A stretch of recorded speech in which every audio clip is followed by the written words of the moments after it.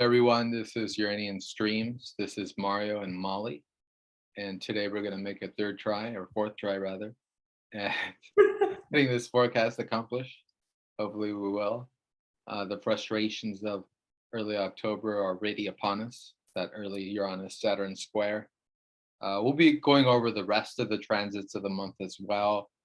We're going to discuss harmonious days, electional days for planning particular things, as well as discussing challenging intensity days of the month. And we'll be going over more specifically as well the eclipse that's happening at the end of the month, as well as the full moon around the 10th. And at the end, for those who want to hear, I'm going to add in the gates, the human design gates that the sun will be going through this month, which will be mostly Libra gates, and then ending with a Scorpion Libra gate mix. Great. Could you please allow screen sharing so I can? All right, you're in. Yeah, we have a lot.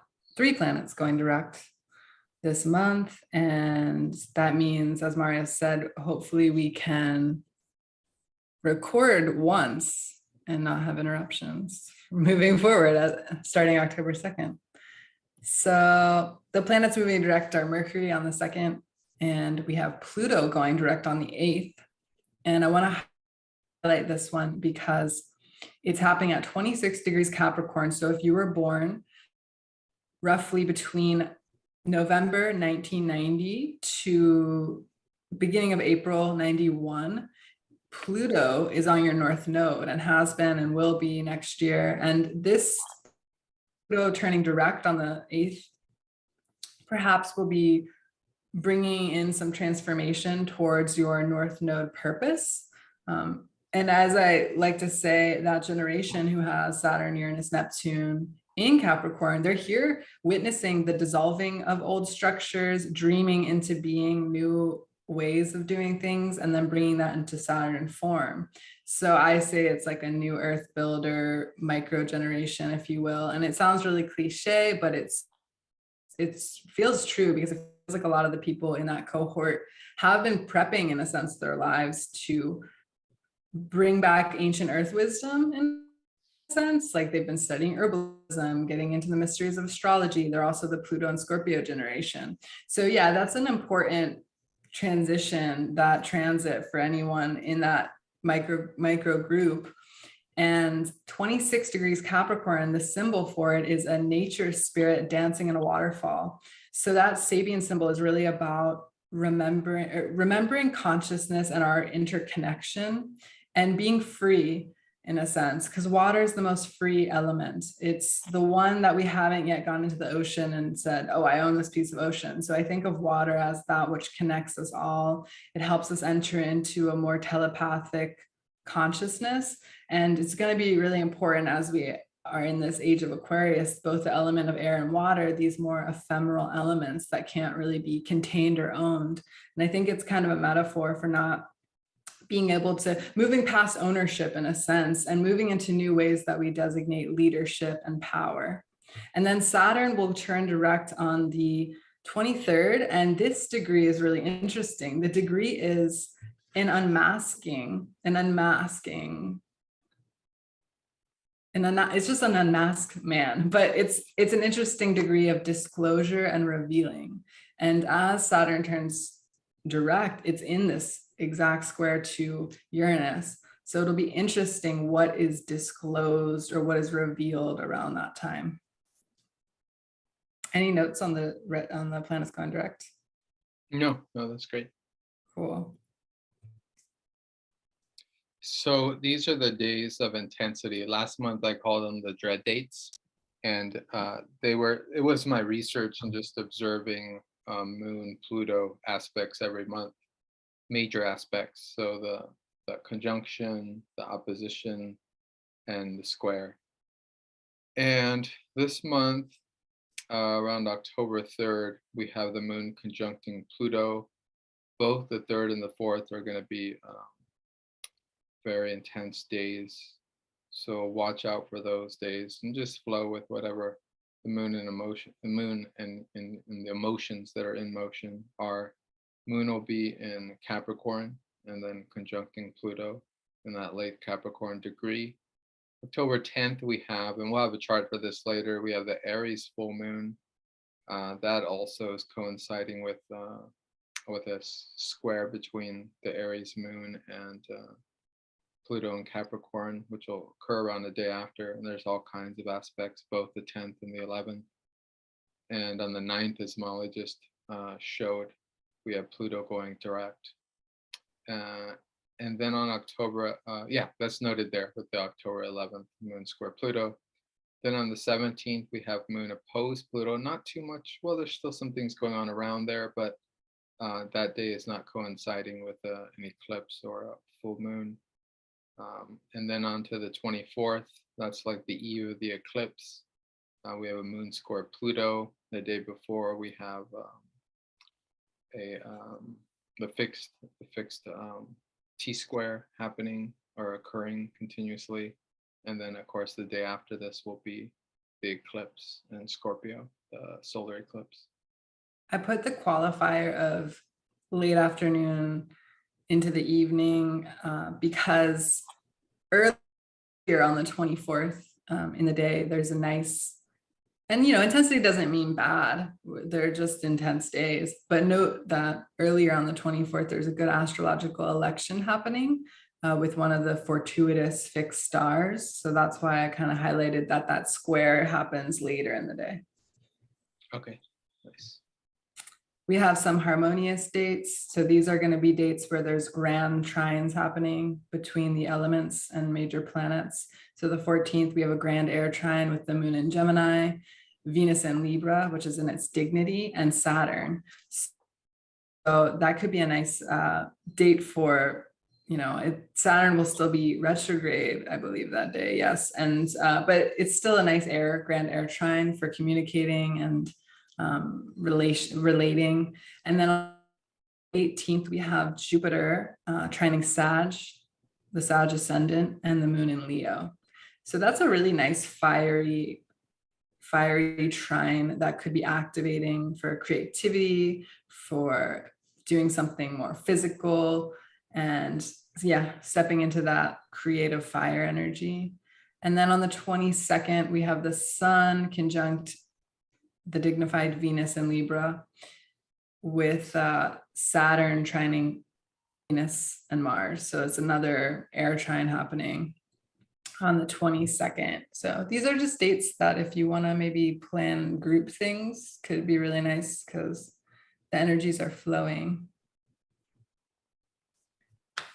And this is just a breakdown. You can screenshot if you want of the outline of key dates for October, just overall with the things that are going direct and the planets that are ingressing. Like on the 10th, Mercury will go into Libra. And we also show where the full moon is on the 9th and the eclipse on the 25th. Two little noteworthy things are astro elections. So if you work with talismans or writing petitions, essentially for someone who doesn't do astro magic, just you could say they're good dates for intention setting, harnessing that energy for something, whether you're making something like a piece of art or a medicine. These are really good to note that they're happening on the 8th, where Mercury is in Virgo. And this is just a very good degree for Mercury to be at. And so it'll be a helpful time frame that's listed there for if you want to work with anything regarding research, communication, or commerce, because that's all the things of Mercury's domain.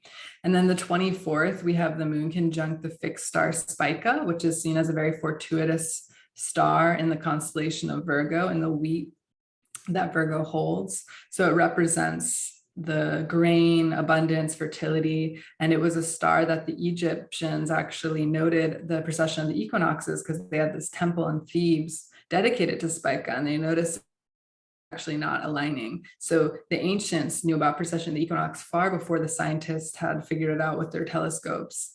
And that moon conjunct Spica could be a really fortuitous time period for doing an election around abundance, prosperity, harvests, so anything with food. And as we know, with some of the harder aspects of Saturn and Uranus and some of the like food, energy shortage, things that we're hearing in the news, that could be a really good date to do some abundance ritual. And then on the 25th, of course, we have the eclipse. So yeah, Mari, do you want to chat about the full moon? So on the 10th, we have a full moon in Aries. So there will be a lot of events occurring, as has been progressively occurring with this, especially with Uranus rampaging through Taurus, which is through Terra. And so we all know there's that in the beginning of the month, we're feeling the tension of this continuous, the last 2 years, this square between Saturn and Uranus, the tension between freedom and control, or order and chaos. And so we have a lot of events that continue to build, as right now we're in that square, and it's continuing to build, and it will build to a big blowout with this full moon in Aries, because Aries rules anger. Mars rules Aries, so it's all about upfront, direct expression of life force. And so it could be a very angry full moon. The resolve for it is to be very active, like, some hiking, do some swimming, do something very physical and active. Make sure your body's processing through any frustrations and energy. Make sure your body's moving and being activated. It always makes the body happy, and that will help process any emotions that really get pushed out as the full moon. Think about it like this: the full moon in its expression is absorbing the emotional energy of humans. Even to the point where it's actually activating us. So as we react and almost feed the moon energy. So we don't want to necessarily do that. We want to be strong in our own, resolve in our own activities and our own intentions around letting go of things, right? This is a full moon. So it's a culmination, it's an ending of something. So we want to be knowing how to let go and move on.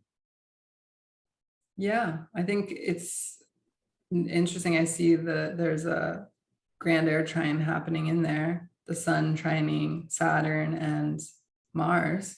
So the moon could be amplifying that kind of air communicative energy, reconciliation energy, perhaps, because one of the challenging aspects during this full moon is Venus opposing Chiron. So maybe there's relational things to work through. But yeah, going into communication, meditation, the air element to maybe counteract that, the fiery energy of the Aries moon. It looks like also an added sign opposition between Jupiter and Mercury, which means our sense of measure of what we can and can't do may be unclear. So just try to make sure you don't overdo things. Yes, that will go exact on the 11th, that opposition of Mercury and Jupiter. And yeah, to me, when I think of Mercury opposing Jupiter, it's almost like, I think temporally of the short term versus the long term, in a sense, like Mercury being the immediate rational, and then maybe Jupiter, the long-term ideal, and those two concepts feeling at odds with one another. And I already kind of mentioned that there could be a lot of ideological warring with this Mars in Gemini squaring Neptune in Pisces, and a lot of confusion around what the facts are, because Gemini is very much like the facts, and Neptune's Pisces is more ideas, or perhaps inner knowing, or non-rational ways of knowing. And so I think we're trying to come to a balance of, or transcend rather, just balance the non-rational and rational ways of understanding things, so that we can transcend conditioning or being unconscious, right? Those would be like the two extremes of those energies. We don't want to be unconscious, and we also don't want to be conditioned in the way that we think about things. So if there's anything emerging around the 11th that has to do with news that we're not sure, we have mixed feelings about, perhaps, because Mars squaring Neptune can be distortion in information that could be being shared at this time and not really. Sorry, I just said lies. Yeah, distorted information, right? And you're not really sure what to feel about it. I think the balance is just going into like a creative way of balancing those two sides, coming up with like creative problem solving. We also have Saturn squaring Uranus, and we've been feeling that already because it's been happening. But one of the ways it's more pronounced is even just Putin talking about these energy freezes. I don't think it gets more Saturn square Uranus than that. I think of Uranus as energy and Saturn as restriction. So these leaders, that they're going to restrict how much energy can be used. And so this idea of conservation versus liberty to use or be free in how you use energy. So that those are interesting themes emerging. I also think about technology, that we have advances that feel like advances sometimes, and they might have their own limitations, like how everyone kind of jumped on this bandwagon of electric vehicles, and now we're limitations of electric vehicles. Like maybe they don't necessarily help the environment. So we have to get very creative, because with Saturn square Uranus, we might not have the answers or the solutions yet to some of the problems we're dealing with. It might require even more creative, expansive thinking. And the moon is conjunct Uranus on this day. So there could be some information coming into the collective consciousness. And so, in navigating that, So let me add to that there is also, with this continual square between Uranus and Saturn, there's the potential this month for more earth disasters like volcanoes, tsunamis. We've had our fair share of these in the recent year and last year as well. And so this will continue as Uranus continues to rampage through Taurus, and especially with this tension with Saturn. Reforming, reshaping, and renewing our plane of third density. And that 18 degrees of Taurus that the moon and Saturn are at on this particular day, at least, is that unmasking degree. So this is a big date that maybe there's something revealed, something disclosed, and then we're left trying to like make sense of it. And we might see echoes potentially, because Saturn square Uranus was happening during the lockdown. I think later in the month when Saturn goes direct, we might see echoes of maybe restrictions coming back. Like maybe there's new rules that need to be put into place again. But will people actually follow it this time? That'll be interesting to see. All right. Then we have the eclipse on the 25th, partial. So on the 25th, we have a partial solar eclipse new moon in Scorpio. And this is the day before, actually 2 days before, there's a T-square with the fixed axis and all the planets that are in Taurus, Saturn in Aquarius, Uranus in Taurus, and then the nodes in Scorpio and Taurus. And so it's kind of building up. The 24th is a really bright day, as Molly was sharing.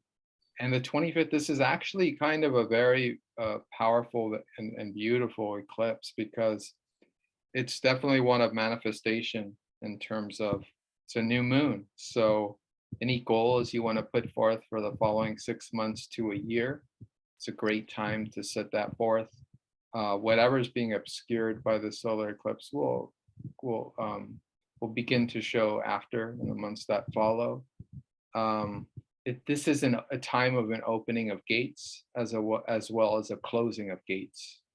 So whatever like opportunities you had and you decided not to take advantage of, those gates will be closing, and new gates of opportunity will be arising and opening up for us to take advantage of.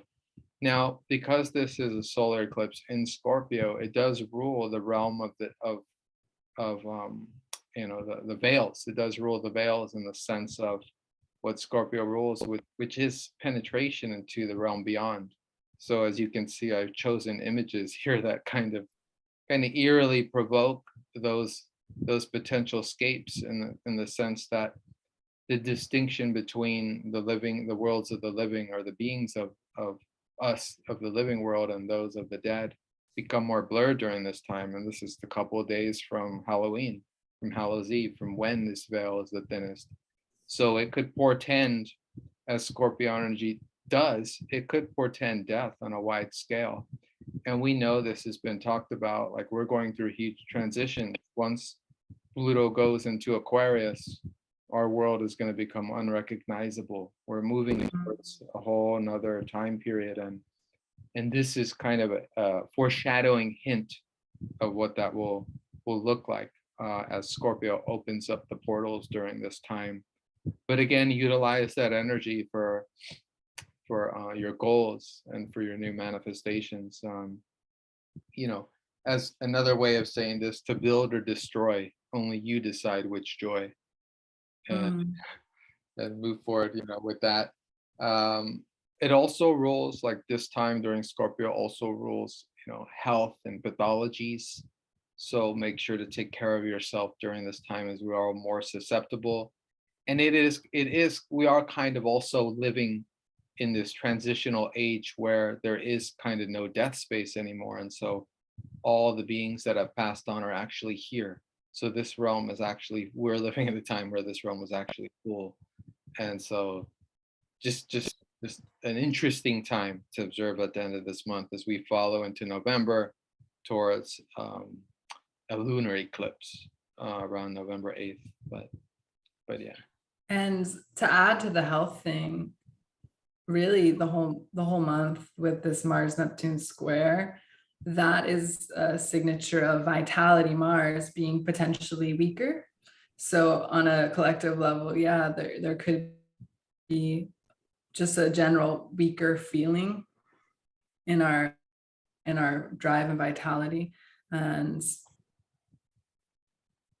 just take it easy, especially around an eclipse. Just so that's don't overexert yourself. Yeah, and then I'll just underscore what Molly just said. So we've had Mars really rampaging through Gemini really quickly, to the point where like sleep's been limited and we're afraid we'll miss things because the energy is moving so quick. But as Mars slows down and goes retrograde in November, it's a good time to remember not to plan any like electional surgeries during November, December, if possible, if at all possible, because Mars usually rules the surgeon. And so this will be in retrograde, so it'll have diminished power or strength during this time. So it'll be a time to slow down and make sure you're being physically active, so you're properly operating those kind of retrograde Martian energies.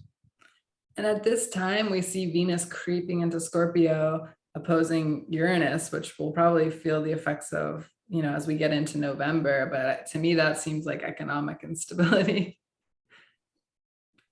What do you think of that? And what do you think of even just Venus conjoining the eclipse itself? I think you're right about that. I mean, it's common, it's yearly that the markets don't do well during the time of Scorpio.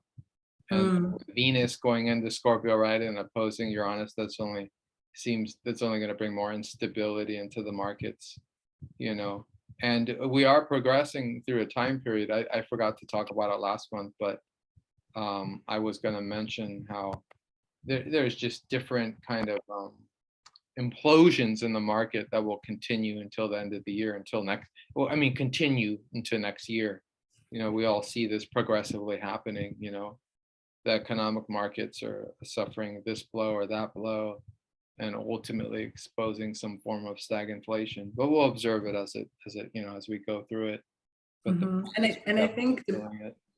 I think depending on like what our consciousness level is, like we already have people that have been working on the new economy, so to speak, that has nothing to do with like property or money. And yes, we still have money that we're interacting with and dealing with, but it does really feel like that is phasing out. I mean, literal physical money. Oh, sure. Yeah, for sure. But so it's not even like this like sudden intense one day it's just going to crash. I think it's been this like gradual thing, and we're creating the new, I think a lot of that Saturn, Uranus, Neptune generation is like creating a lot of the new ideas of what wealth is. And it has more to do with consciousness in a way. Yeah, well said. All right. Mari's going to chat about the gates that the sun goes through this month. So I'm going to go through the gates. So this is coming off gate 18 in late September up to October 3rd. I'm not showing this image right now. I'm just going over 18.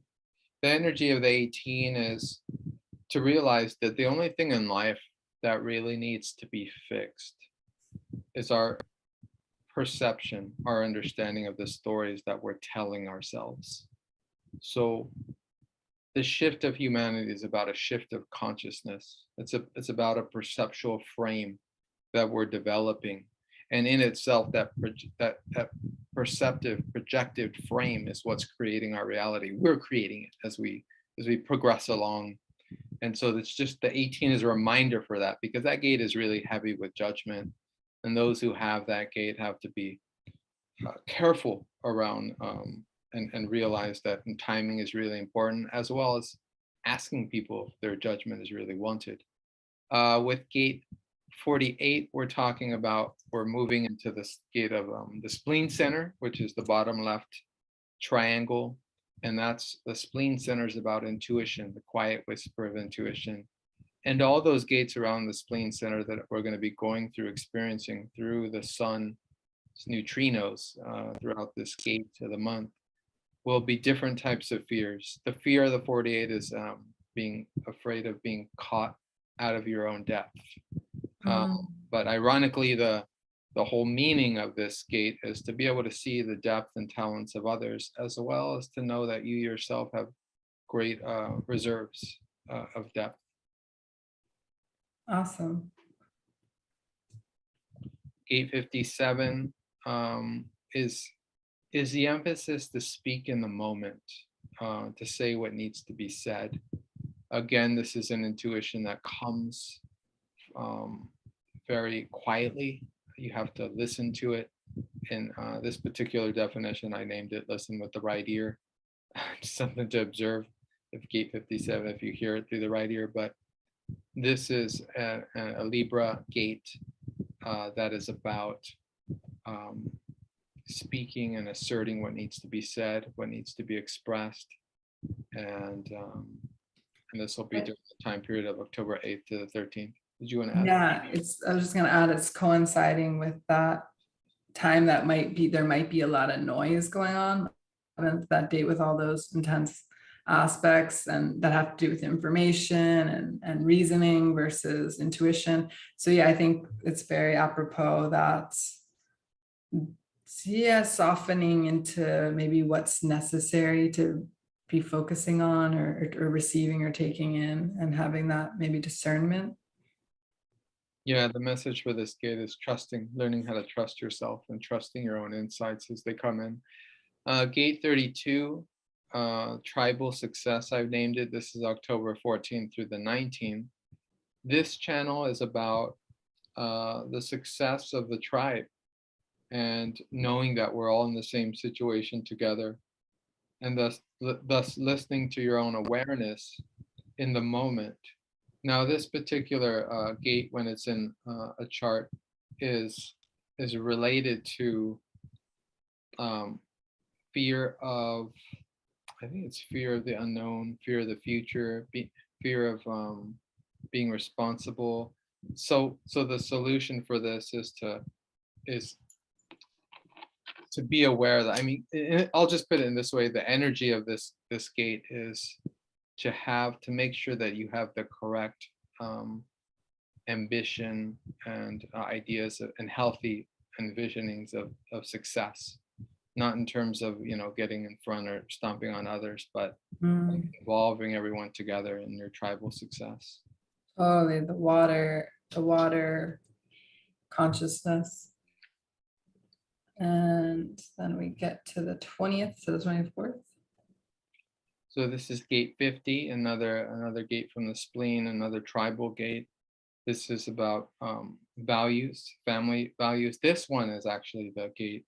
The fear associated with this gate is the fear of being responsible and wanting to abdicate responsibility, becoming overwhelmed with responsibilities. Mm, This people who have this gate are prone to burning out mm, because they're usually hampered by some kind of guilt, and so they overdo things or over take care of things. And the important thing here is to learn healthy boundaries, right? So that you can take care of yourself and others, not one to the, compromising oneself for the others or vice versa. awesome. Then we have the final gate. This is the co-occurring with the eclipse, correct? The Yeah, partial. this is coinciding with the eclipse. This is gate 28. Now, usually this gate is associated with the fear of death or the fear of not having a purpose in life as well. And this death I'm talking about is ego death, right? This is a Scorpio gate. So this is dealing with the energy of like, is life worth it? It kind of begs the question, is this life for me to experience? What makes this worth it to me? So it's taking a chance. It's taking a chance on a goal, on the journey, on something you want to do. And this is coinciding with the eclipse, so it's like a perfect time to take a risk on a goal or something you've always wanted to accomplish and to bring it forth. And this energy is coming from Scorpio, so this is the deep, deep depth of the soul. This is an expression of something creative, something you really want to put forth into the world, and it's the time to bring it forth. Beautiful. Yeah, a birthing of sorts. And yeah, that kind of wraps it up. We both are available, Mario and I, for one-to-one readings. Those can be more useful for specific understanding of transits as they relate to your specific chart. But hopefully this was helpful in a more broad sense to know the lowdown of the month of October and what you can maybe plan around or get creative with timing of things. Any other thoughts, Mario? Just a reminder, next month we'll do November. We'll be going over the lunar eclipse on November 8th and some of the other events that will be occurring in November. And that's all. Thanks for tuning in. And if you guys have any videos that you specifically want topics for, or you have any specific questions, you can reach us. Thanks a lot. All right. Thanks so much.